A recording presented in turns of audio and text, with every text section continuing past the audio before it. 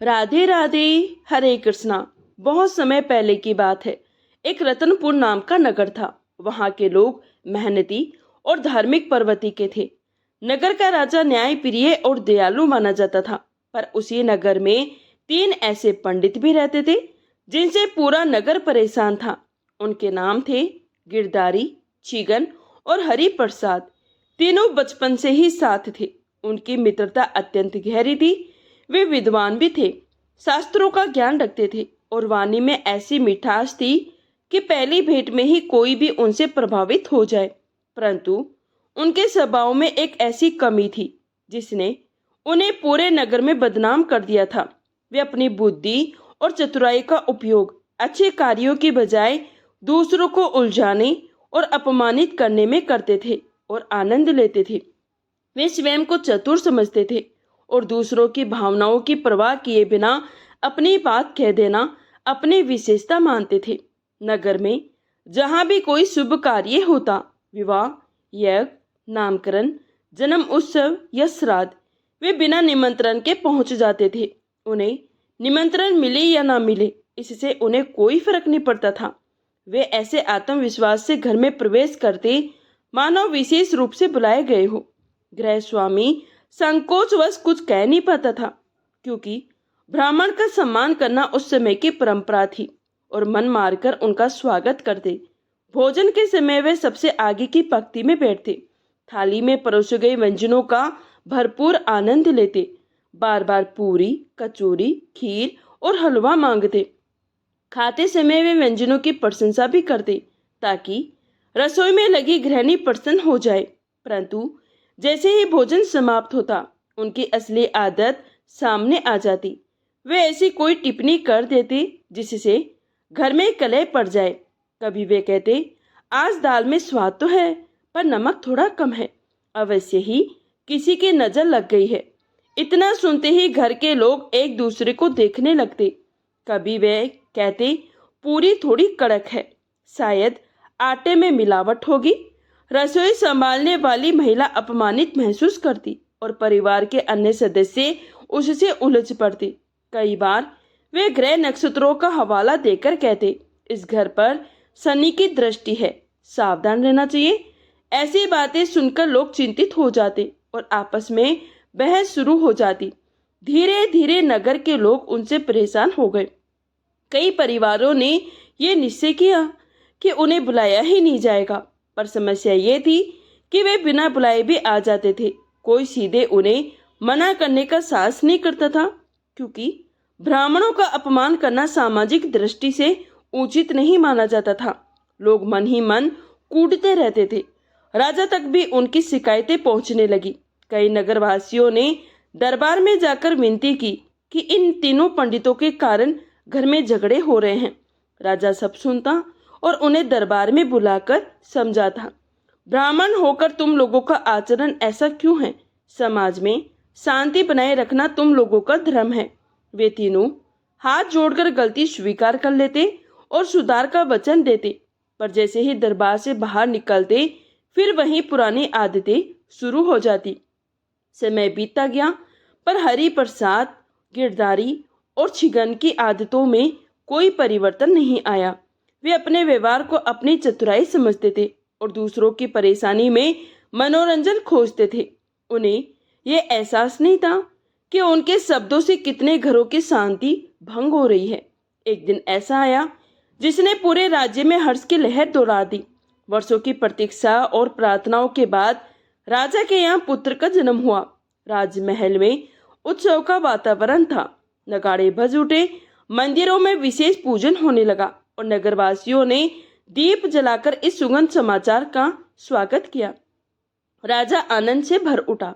उसने घोषणा की कि 11वें दिन समस्त नगरवासियों के लिए राजमहल में भव्य आयोजन किया जाएगा। राजा ने महामंत्री को बुलाकर आदेश दिया कि निमंत्रण पत्र नगर के एक एक घर में पहुंचाया जाए। कोई भी प्रजा इस आनंद उत्सव से वंचित न रहे। पर साथ ही ये भी कहा कि हरि प्रसाद, गिरधारी और छिगन को निमंत्रण न भेजा जाए। राजा जानता था उनकी आदतें इस पवित्र अवसर को भी खराब कर सकती है। महामंत्री व्यवस्था में लग गया। दिन बीतते गए और 11वां दिन आ पहुंचा। सुबह से ही नगर में उत्साह का वातावरण था। लोग अपने श्रेष्ठ वस्त्र पहनकर परिवार सहित राजमहल की ओर बढ़ने लगे। राजमहल को सजाया गया था। पंक्तियों में बैठने की व्यवस्था थी और रसोइयां स्वादिष्ट व्यंजन बनाने में व्यस्त थे। हरि प्रसाद, गिरधारी और छीगन नगर के चौक में मिले। उन्होंने देखा कि बड़ी संख्या में लोग एक ही दिशा में जा रहे हैं। उन्होंने एक व्यक्ति से पूछा तो पता चला कि आज राजमहल में राजकुमार के जन्म का उत्सव है और समस्त नगर को आमंत्रित किया गया है। ये सुनते ही तीनों एक दूसरे का मुख देखने लगे। उन्हें निमंत्रण नहीं मिला। उन्हें आश्चर्य हुआ। हरि प्रसाद ने कहा, राजा बड़े आदमी है, कार्यों में व्यस्त होंगे, इसलिए हमें बुलाना भूल गए होंगे। गिरधारी ने सहमति से सिर हिलाया और छीगन ने कहा, चलो हम स्वयं ही चलकर उन्हें उनकी भूल का स्मरण करवा देते हैं। तीनों बिना किसी संकोच के राजमहल की ओर चल पड़े।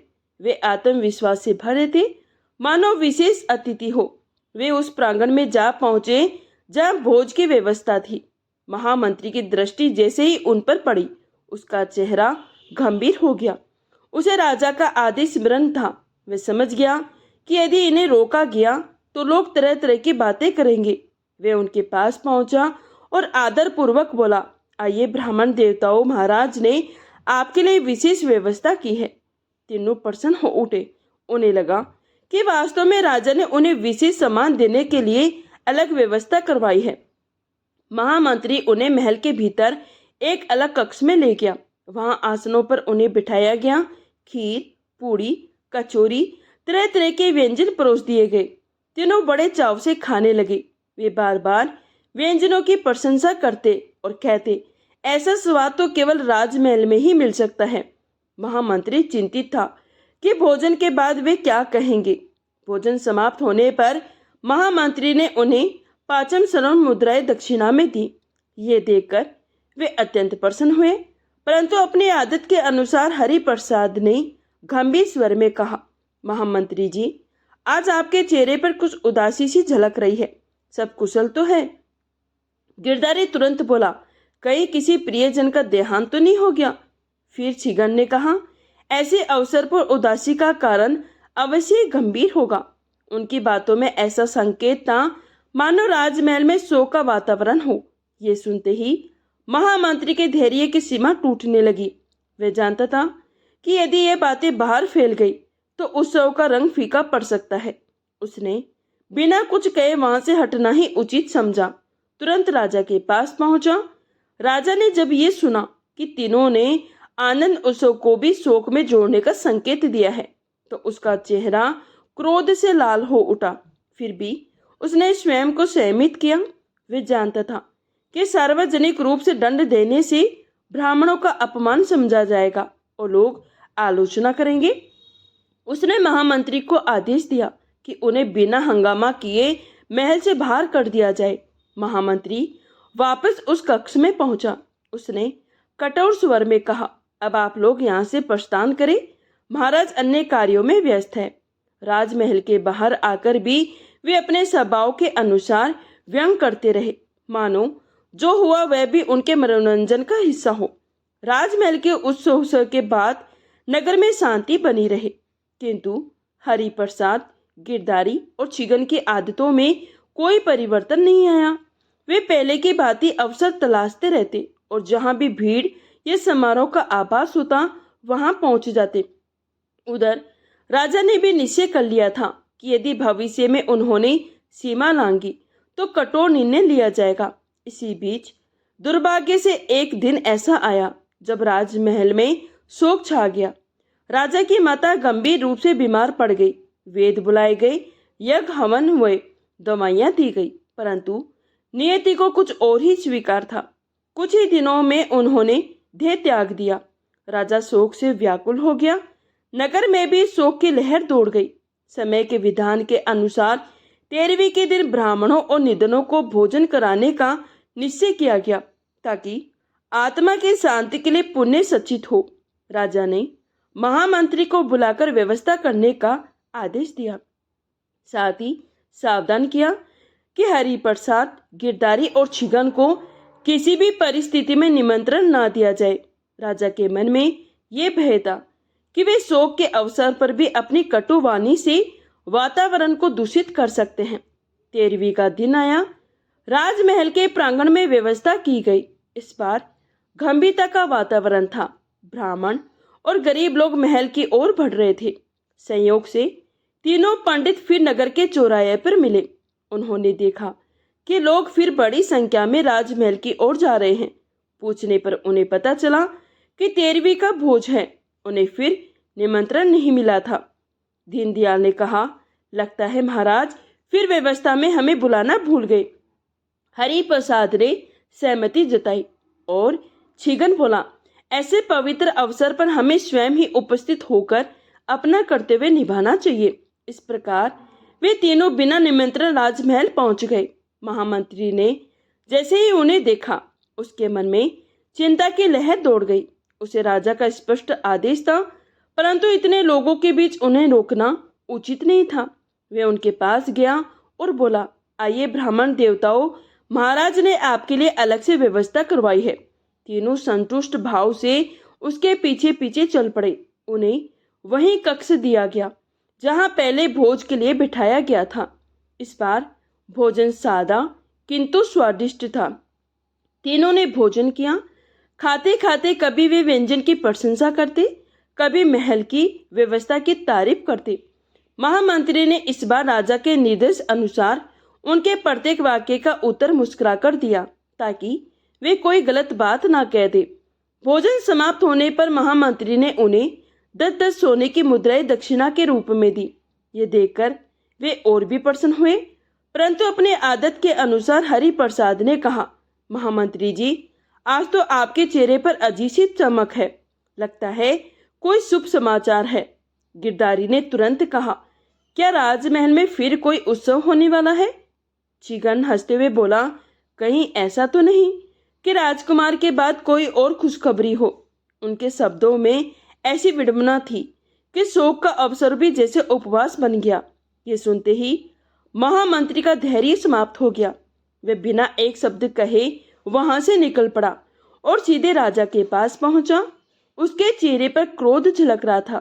राजा ने जब पूरी बात सुनी तो उसका धैर्य भी टूट गया। शोक के इस अवसर पर ऐसी टिप्पणी करना उसे असहनीय लगा। उसने कठोर स्वर में आदेश दिया कि तीनों को तुरंत गिरफ्तार कर लिया जाए।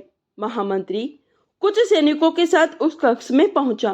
तीनों आपस में बातें कर रहे थे। महामंत्री ने कठोर स्वर में कहा, राजा के आदेश अनुसार तुम्हें गिरफ्तार किया जाता है। उन्हें कारागार में डाल दिया गया। उसी दिन पूरे नगर में ढिंढोरा पिटवा दिया गया कि 7 दिन बाद सुबह 10 बजे लाल बाजार के मुख्य चौक पर उन्हें फांसी दी जाएगी। ये समाचार सुनते ही नगर में हलचल मच गई। कुछ लोगों को आश्चर्य हुआ, कुछ को संतोष। उधर कारागार में बैठे हरि प्रसाद, गिरधारी और छिगन पहली बार निस्तंभ थे। उनकी हंसी गायब थी। वे समझ गए थे इस बार बात साधारण नहीं है। 7 दिन का समय उनके सामने था और उसके बाद मृत्यु। 7 दिन बाद भोर होते ही लाल बाजार का मुख्य चौक लोगों से भरने लगा। चारों ओर सैनिक तैनात थे। बीच में फांसी का तख्ता तैयार किया गया था। ठीक 10 बजे सैनिक उन्हें कारागार से निकालकर चौक पर ले आए। उनके हाथ बंधे थे, पर चाल में अभी भी वही आत्मविश्वास झलक रहा था। भीड़ में हलचल मच गई। थोड़ी ही देर में राजा भी महामंत्री के साथ वहां पहुंचा। उसके चेहरे पर कठोरता थी। राजा ने गंभीर स्वर में पूछा, क्या तुम तीनों की कोई अंतिम इच्छा है? तीनों ने एक दूसरे की ओर देखा। फिर हरि प्रसाद बोला, महाराज, यदि आप अनुमति दे तो हमारी एक छोटी सी इच्छा है। राजा ने कहा, जीवन को छोड़कर कोई भी इच्छा स्वीकार की जा सकती है। गिरधारी ने कहा, हम चाहते हैं कि हमें आपके चारों ओर 5 मिनट तक चक्कर लगाने की अनुमति दी जाए। ये सुनकर वहां उपस्थित लोग चकित रह गए। ऐसी इच्छा पहले किसी ने नहीं सुनी थी। राजा स्वयं भी आश्चर्यचकित हुआ, पर इसमें कोई हानि दिखाई नहीं दी। उसने अनुमति दे दी। राजा एक स्थान पर खड़ा हो गया। हरि प्रसाद, गिरधारी और छीगन एक कतार में उसके चारों ओर घूमने लगे। वे धीरे धीरे चक्कर लगाते हुए ऊंची आवाज में बोलते कि सब सुन सके। लगता तो नहीं है, पर हो सकता है। फिर दूसरा कहता, कर्मों का फल कौन टाल सकता है। तीसरा बोलता, यदि भाग्य में लिखा हो तो कोई क्या कर सकता है। वे यही वाक्य बार बार दोहराते रहे। भीड़ में कानाफूसी होने लगी। राजा का धैर्य टूटने लगा। राजा क्रोध से चिल्लाया, स्पष्ट कहो, क्या नहीं लगता और क्या हो सकता है।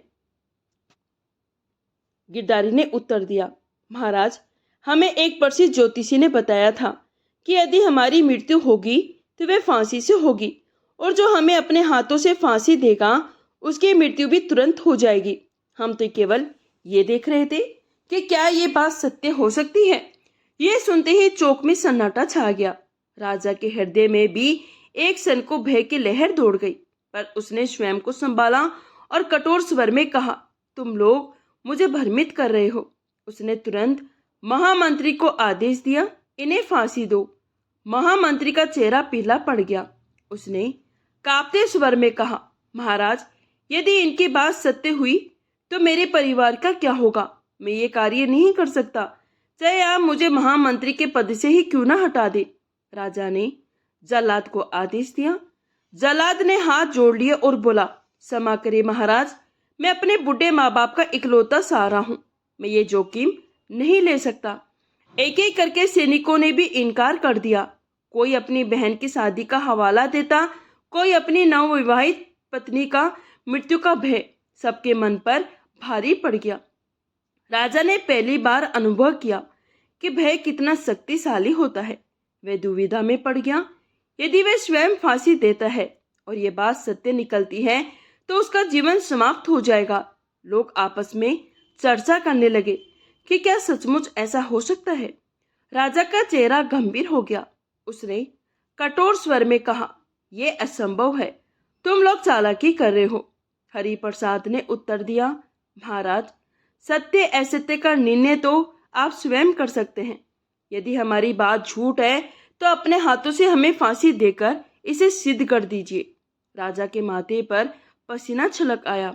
वे समझ गया कि चाहे ये कथन झूठ हो या सच, कोई भी व्यक्ति मृत्यु के भय से ये कार्य करने को तैयार नहीं होगा। राजा ने गंभीर स्वर में कहा, सच सच बताओ, क्या वास्तव में किसी ज्योतिषी ने तुमसे ऐसा कहा था या ये केवल प्राण बचाने की युक्ति है। हरि प्रसाद, गिरधारी और छीगन ने एक दूसरे की ओर देखा। कुछ क्षणों तक वे मौन रहे। फिर गिरधारी आगे बढ़ा और शांत स्वर में बोला, महाराज, हम आपसे असत्य नहीं कहेंगे। ज्योतिषी वाली बात मन गढ़ंत थी। हमने ये कथा अपने प्राण बचाने के लिए घड़ी थी।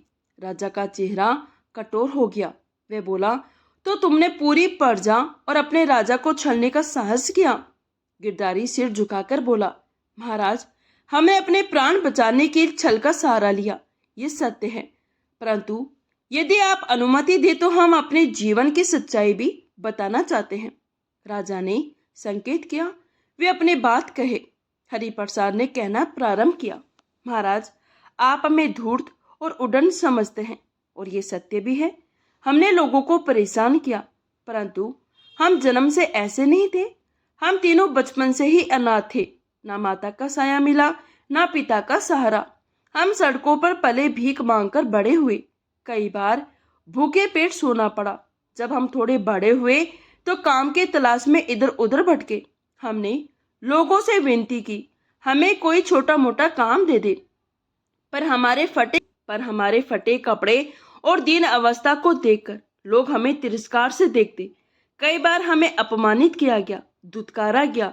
किसी ने हमारे सिर पर हाथ नहीं रखा, किसी ने हमें अपमापन नहीं दिया। गिरधारी की आंखें भर आई। उसने कहा, महाराज, जब मनुष्य को बार बार अपमान और उपेक्षा मिलती है तो उसका मन कठोर हो जाता है। हमारे साथ भी यही हुआ। हमने सोचा, जब दुनिया हमें रुलाती है तो हम भी दुनिया को रुलाएंगे। जब हमें सम्मान नहीं मिला तो हम दूसरों के सम्मान को चोट पहुंचाकर ही संतोष खोजने लगे। हमारी शरारतें उसी कड़वाहट की उपज थी। कई लोगों की आंखें नम हो गई। हरि प्रसाद ने आके कहा, महाराज, हमने कई बार आप तक पहुंचने का प्रयास किया। हमें लगा यदि राजा तक हमारी बात पहुंच जाए तो शायद हमें कोई काम मिल जाए, पर दरबार तक पहुंचना आसान नहीं था। कभी पहरेदारों ने रोका, कभी हमें घंटों प्रतीक्षा करनी पड़ी। एक बार जब हम आपके सामने पहुंचे भी, तब आप राज्य के कार्य में व्यस्त थे। हमारी बात अधूरी रह गई। धीरे धीरे हमने आशा छोड़ दी। राजा ये सब सुनता रहा। उसके मन में अतीत के कुछ डर से उभरने लगे। उसे याद आया कि कभी कुछ अनजान युवक सहायता मांगने आए थे, पर वह अन्य कार्यों में उलझा रहा था। संभव है ये वही तीनों रहे होंगे। गिरधारी ने कहा, हम ये नहीं कहते कि हमने जो किया वह उचित था। हमने गलत राह चुनी, लोगों को दुख पहुंचाया, परंतु हमारी भूलों के पीछे वर्षों का अपमान और पीड़ा छिपी थी। यदि हमें समय रहते सहारा मिलता तो शायद हम अलग होते। चौक में अब पहले जैसा आक्रोश नहीं था। लोग आपस में बातें करने लगे। राजा का चेहरा अब कठोर नहीं रहा, उसमें विचार और पश्चाताप की झलक थी। उसने धीमे स्वर में कहा, यदि ये सब सत्य है तो दोष केवल तुम्हारा नहीं, हम सबका भी है। एक राजा का कर्तव्य है कि वे अपनी प्रजा के दुख को समझे। यदि तुम्हें समय पर सहारा मिलता तो शायद आज ये दिन न आता। राजा ने कुछ क्षण विचार किया, फिर बोला, तुमने छल किया, ये अपराध है, परंतु आज तुमने सत्य स्वीकार किया, अपने जीवन की पीड़ा हमारे सामने रखी, ये साहस भी कम नहीं है। अब मैं तुमसे पूछता हूँ, यदि तुम्हें जीवन दान दिया जाए तो क्या तुम अपने व्यवहार में परिवर्तन लाओगे? तीनों ने एक साथ हाथ जोड़ लिए। हरि प्रसाद बोला, महाराज, हमें केवल एक अवसर चाहिए। हमें कोई छोटा सा कार्य दे दीजिए। हम अपने परिश्रम से जीवन यापन करना चाहते हैं, कभी किसी को दुख नहीं पहुंचाएंगे। यदि हम फिर गलती करें तो जो दंड दे स्वीकार होगा। उनकी वाणी में पश्चाताप और विनम्रता थी। राजा ने तीनों को अपने पास बुलाया, उनके बंधन खुलवा दिए गए। फिर उनसे कहा, तुमने अपनी बुद्धि का उपयोग अब तक लोगों को उलझाने में किया। यदि वही बुद्धि राज्य और प्रजा के हित में लगाओगे तो उससे बड़ा पुण्य कोई होगा ही नहीं। आज से तुम तीनों हमारे विशेष सलाहकार नियुक्त किए जाते हो।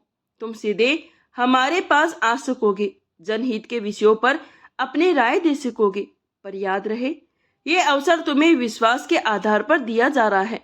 यदि फिर छल हुआ तो दंड कठोर होगा। तीनों ने झुककर राजा के चरण स्पर्श किए और कहने लगे,